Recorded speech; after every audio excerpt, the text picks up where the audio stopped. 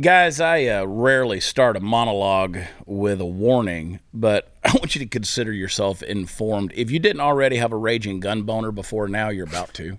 I love gun boners, by the way. I want to read you a headline from our very own Blaze writer, Alex Nitzberg. We will never back down in our defense of the Second Amendment. Smith Wesson president and CEO says politicians push policies that worsen the crime problem, then scapegoat gun manufacturers. Now, I like that headline. If you're the type of person who keeps an extensive list of things, said which are true, you just got to put a big old fat check mark next to that one. So this statement comes from Mark Smith, the CEO and president of the company.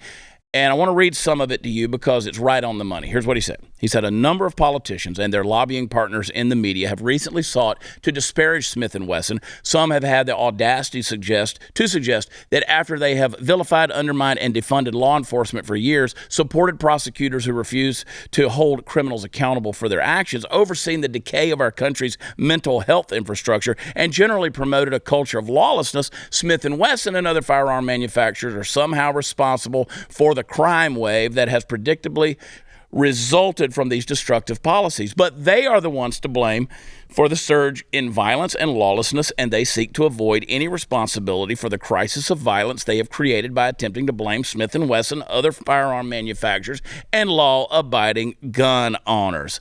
Slow clap right there. Game, set, match, mainstream media. One would hope that a well-informed statement like this one might actually get people on the left to rethink some of their positions. But I'm not going to hold my breath, and neither should you, because those people are stupid.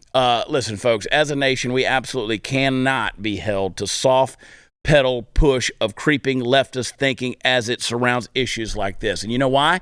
Because eventually the soft pedal becomes the loud pedal every single time. When the big bad wolf smiles at you through the window of your brick house and says, hey, I don't want to take your guns away. I just want to come inside and look at them.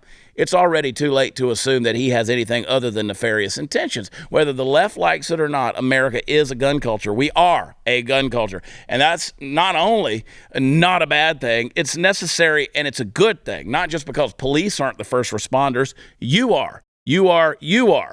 But also because that whole well-regulated militia thing the left constantly wants to muddy the waters with, it's a real thing. As an American, you don't just have rights, you also have responsibilities, and one of them is to defend freedom from tyrants who would take it away from you.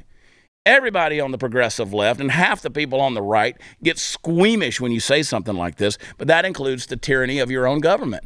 And if you don't like that, tough shit. I'm glad that at least so far the gun manufacturers in this company haven't gone woke and flipped their ideological underpinnings. Please, God, don't do that. If they ever do, we're in a heap of trouble. Now, you've heard it a million times. An armed society is a polite society. But there's something even more important than that. An armed society is a free society, or at least it can be. An unarmed one they don't stand a snowball's chance in hell, and I think we all know that. So good on you, Mark Smith. It's nice to know someone's laying down rhetorical suppressive fire.